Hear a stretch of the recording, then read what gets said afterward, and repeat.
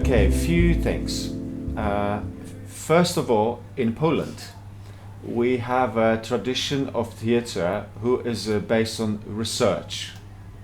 Okay, so it's not, we also have classical theater, but we have a huge tradition where, coming from Jerzy Grotowski, where group of actors and a director, they undertake a certain life journey, life expedition, and they start research theater almost as if it was yoga or meditation or tai chi or martial art. So for some of us in Poland, theater is like a practice, you know? It's not a religious practice, but it's like a little bit like samurai. It's a practice. What it means is that instead of analyzing the play, analyzing the words, we are researching the play, how it sounds, what kind of movement it has, what kind of emotions, what kind of images, and so on and so on. So we're not staging the play. We are working inside something that in Europe is called post-dramatism. You know, post-dramatism means that the play or the text is only a starting point, is only a pretext to go on your own journey. So text is like a boat. You go on a boat and you start traveling, and you never know where you end up. You don't have a ready formula, you don't have a ready goal in the end. So I've been always interested to research ancient Greek theater. Ancient Greek theater is like a cradle for theater in Europe.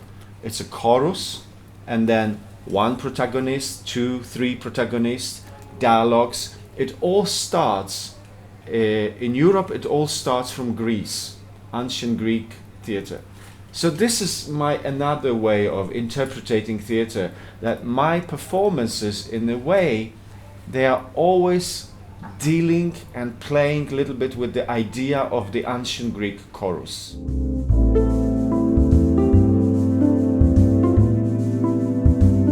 First of all, it's love.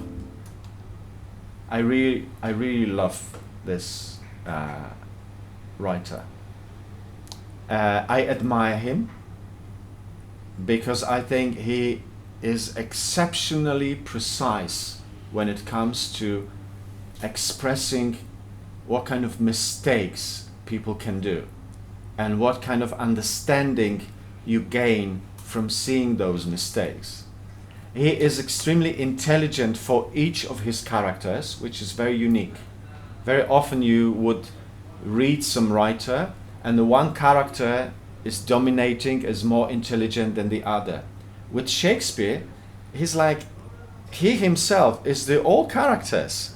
Each character is equally intelligent, important, necessary. Shakespeare is an example where his words are truth. What it means that the truth contains real energy, connected energy to universe, to your heart, to things. Most of the language we use nowadays have no truth, that therefore it's empty. It doesn't contain any energy. In ancient Greece, the ancient Greek language, the word was the energetic representation of the object. Nowadays, there is no link. There's a word that signifies the object, but it doesn't have energetic connection. And Shakespeare is one that can make it. That's why I like Shakespeare, because he, once again, he makes a connection between when he gives Juliet from Romeo and Juliet the words love, we feel it. We have no doubts that she loves Romeo and Romeo loves her. When nowadays people say I love you in a soap opera or somewhere, you don't believe it, because the composition of the narration is so bad, it's so wrong, it's so artificial, that you don't feel that the word contains true energy. In short, that's why I love Shakespeare, because he's a wizard. He's a magician of the words. When he says something, you feel it. And you think like, how on earth How on earth? The whole Othello is about one word. The whole Othello is about one word, which is jealousy. To be jealous. So Shakespeare is writing a whole play about one word, which is one feeling. A horrible feeling. Killing feeling. Jealousy. Macbeth is about one word. Ambition. He is exploring one word. King Lear is about one word. Arrogancy. And he is exploring and showing you the colors of one word. Arrogancy. And so on and so on. So that's why I like Shakespeare. I think like, wow.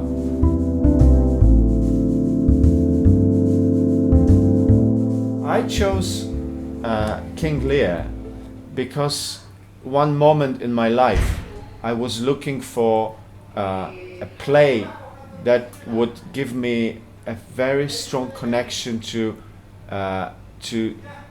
different human emotions, feelings. And I found King Lear extremely emotional play. Simply very, very emotional. An old man making a huge mistake, coming out of his own pride, asking three daughters, most silly question, which one of you loves me the most? And then on that basis, ruining and destroying the whole kingdom. Quite an incredible story. And also I used to call this play a play without a mother. In King Lear, there's no mother. There's only three daughters and an old man.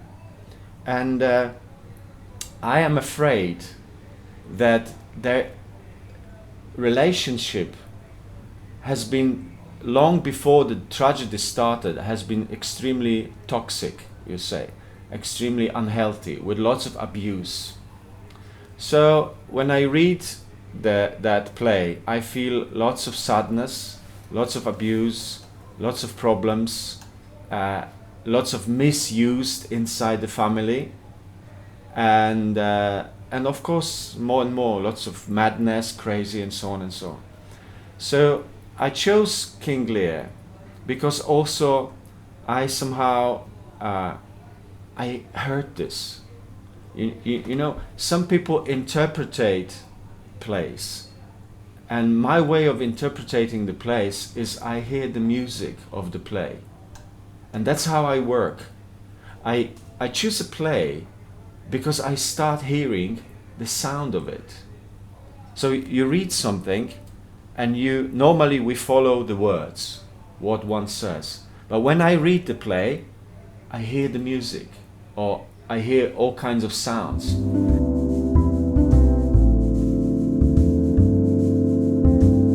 Text is number one, but text is an inspiration.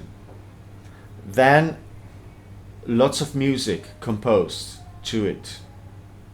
And then we start improvising between text, music, and the movement.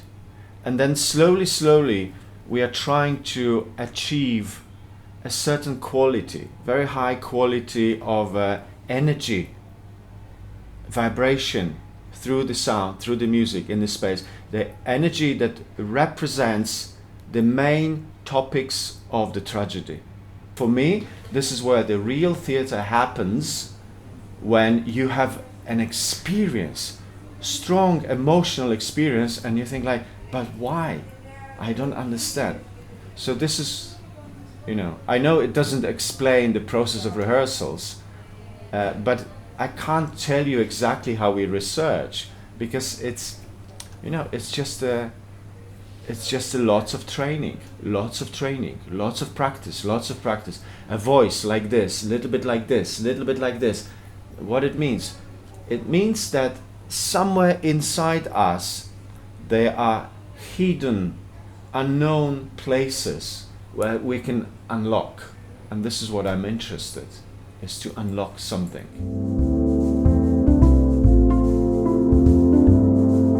I think that art education is necessary for us to relearn to communicate to each other human with human level. Okay? With devices such as telephones, cameras and everything, we create like a wall, invisible wall, really. I know many people who are internet freak, crazy people, but where is the real communication? If I wanted to create a theater, can I use Facebook to create a theater? No. Can I use internet to create a theater? No. Can I use television to create a theater? No. And there is thousands of things I cannot use if I want to make a human-to-human communication. So for me, coming back to your question, artistic education, training, school, acting school, is in order for us to learn about ourselves something more. Is that it? What you think, what I am today, is that it? I tell you, no. You have potential, which is huge, limitless, which is amazing. You just don't want to touch it. You just don't want to work with this because it's so much easier to use devices. It's so much easier and so much more lazy to be exchanged for, you pay money and you think you get a device, laptop, yeah? And you think that's it. What does the laptop teaches you about you?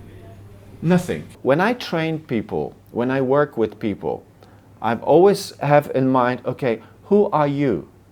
I don't want you to become me. I don't want anybody to be like me. I want you to discover who are you? What are you doing in this world? Why are you living in general? Why?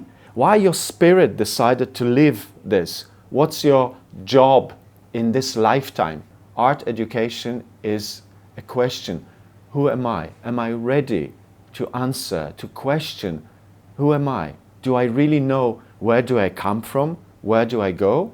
Say education and art means stop destroying ourselves. Let's once again discover the potential we have through art, through meditation, through spiritual practice, through music. Let's discover the potential we have.